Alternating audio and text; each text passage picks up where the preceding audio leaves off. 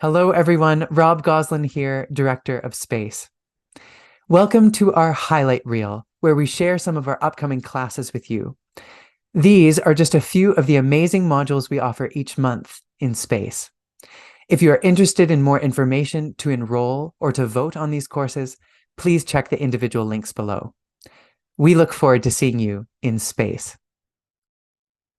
Hej allihopa och välkomna till svenskkursen. Jag heter Peterson och jag ska vara svensk lärare. Welcome everyone. I'm Dr. Paul Peterson and I want to welcome you to my course in Swedish. The Swedish language, many might not know this, is quite easy for English speakers to learn because we share a lot of vocabulary and have similar grammatical structure.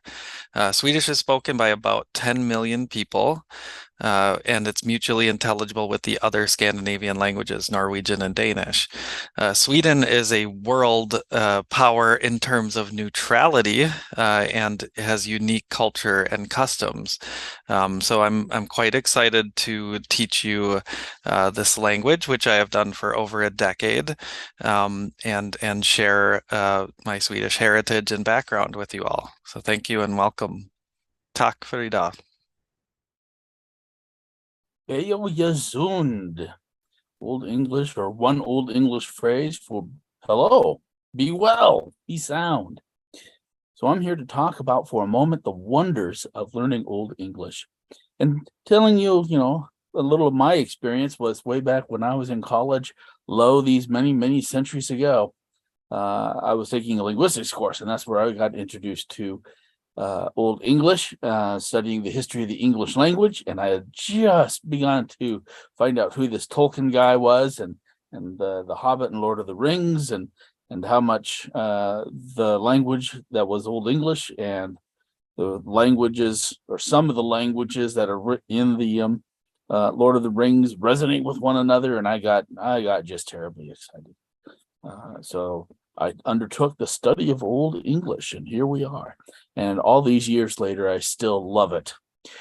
So let me introduce to you a series, an ongoing series of advanced readings in Old English, and advanced simply because we're not using a beginner's textbook or anything like that, but sitting down with a text or part of a text, each module, to read Old English. And for many of us, including myself, this also means looking up a lot of vocabulary from time to time. But the idea is to familiarize ourselves and read what is available in Old English.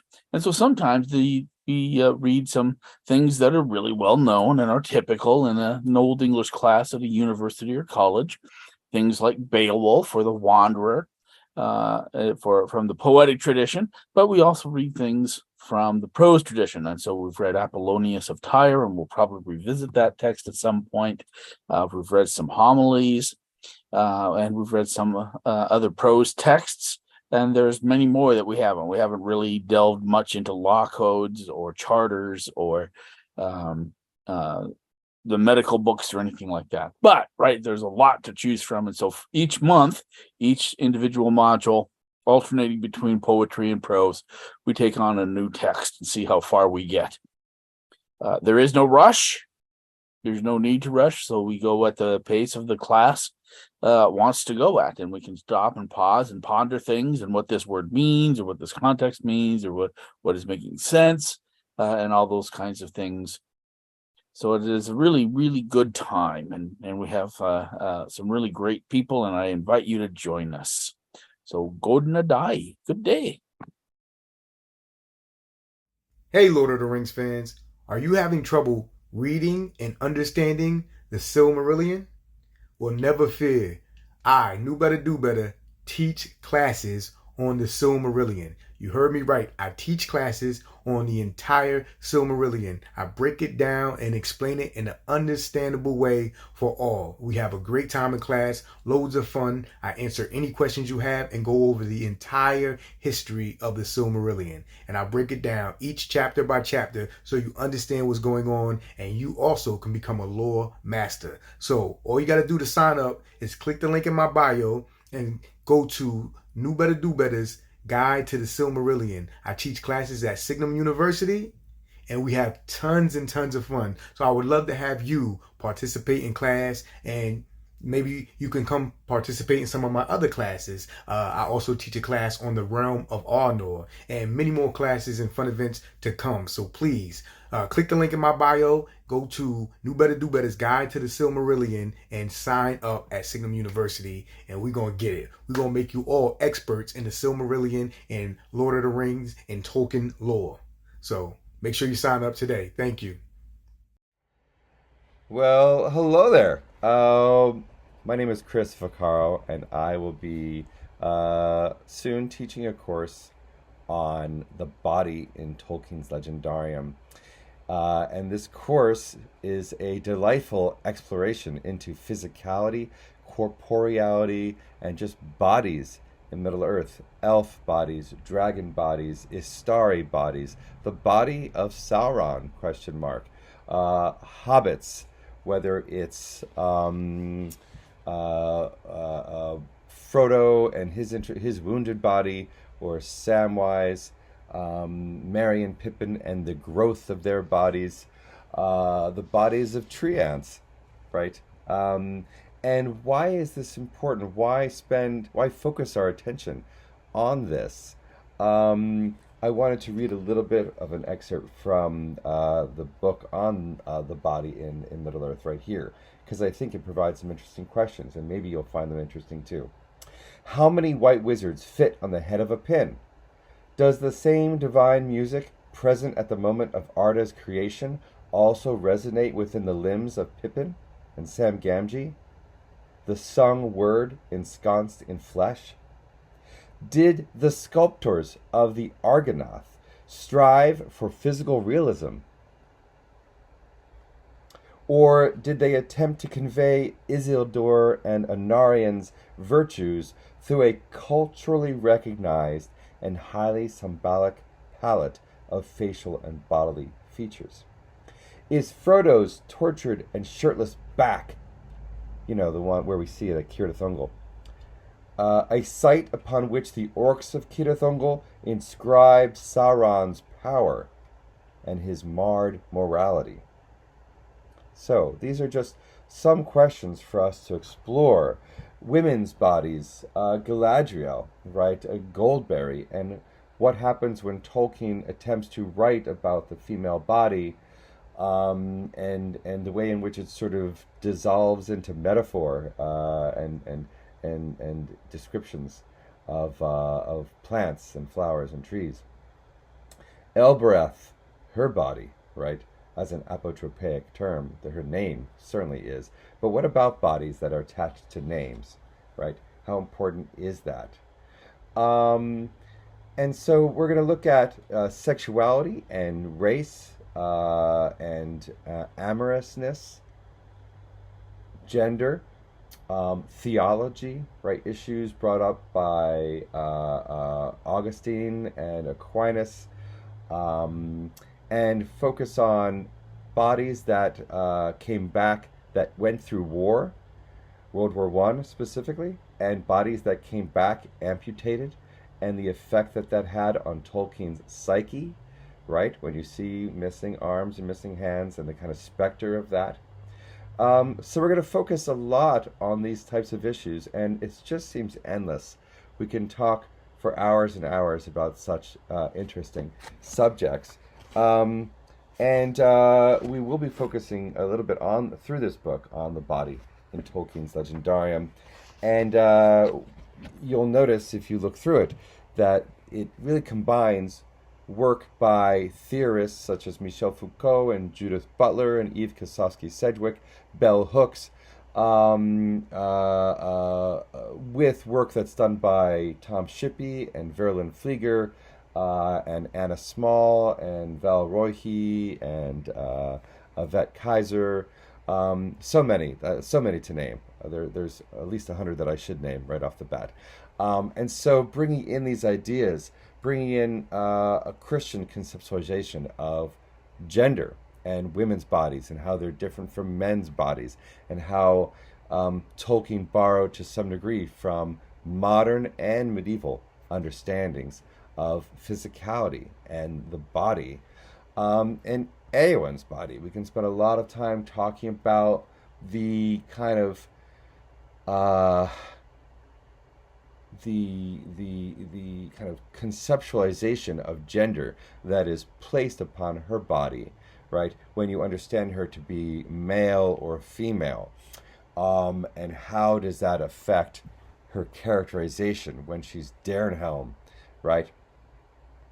And so a lot of these things are fascinating for us to talk about. The wraithed body and the wriggling body, and what's happening to Frodo's body as he becomes like a glass vessel, right, that can be filled with a clear light. What's happening to Gandalf's body that seems to be getting lighter and lighter as he becomes whiter and whiter. And so that's an interesting thing to talk about. And what about orcs and orc bodies and Tolkien's use and description of them? And let's even focus on some of the things that maybe aren't so comfortable for us to talk about. And let's get into that. All right. Well, I'm really excited for this course. Look for it. It should be a space module coming your way soon. All right. Namarie. Hello, my name is Isaac Schendel, and I'm a preceptor for German, Middle High German, and Old English with Signum University's space program. This month I'm offering an iteration of A Month of Minnesang, a month-long module on medieval German poetry devoted to courtly love, a favorite pastime of the nobility of the Holy Roman Empire. Since Minnelieder are shorter than romances and epics, students of Middle High German have a chance to improve their language skills while reading short texts that the class can then discuss as literary works. The breadth of the genre also means that we will never run out of reading material.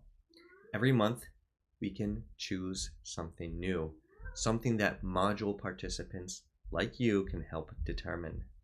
Thank you for your time, and I look forward to seeing you in space. 皆さん、はじめまして。私は竹村ひとみです。このモジュールでは、日本語を読む、聞く、話す、書くことを勉強します。私は日本語で日本語を教えます。簡単な日本語でコミュニケーションできるようになる。これがこのモジュールのエイム、目標です。このモジュールでは、みんなの日本語2の教科書を使います。アニメや漫画も使います。面白い言葉をたくさん勉強しましょう。皆さんと一緒に日本語を勉強することを楽しみにしています。どうぞよろしくお願いします。Hello there. The creative writing team in the Signum University Space Program is excited to announce our brand new offering. We've been running creative writing classes for 2 years as standalone modules. Now we want to offer you a new experience to support your long-term project. It's called Novel in a Year. Over 12 months, you'll take your story from idea to draft to publishable book. Along the way, you'll have guidance in storycraft from us, your preceptors, and running feedback from your classmates. Each module in the series will draw upon lessons from previous classes as we build a community of writers, going through the journey together, encouraging each other every step of the way. Sounds like a big commitment. What if I can't do all that? That's fine. Taking the full sequence will give you the richest experience, but each module still works as a standalone. You can jump in at any time, and it's fine if you have to miss some months. Okay, but I'm really nervous about submitting my story for feedback. I get that. At other places, writing workshops can be intimidating and unfriendly, but here at Signum, we've worked with students to develop a different way of doing things. It's all about kindness and encouragement. It's called collaborative feedback. We start by asking what kind of feedback you need to help your story thrive. We believe everyone has stories that matter. and sharing them makes the world a better place. If you're ready to tell your story, we hope you'll come join us on the adventure. It's going to be so much fun.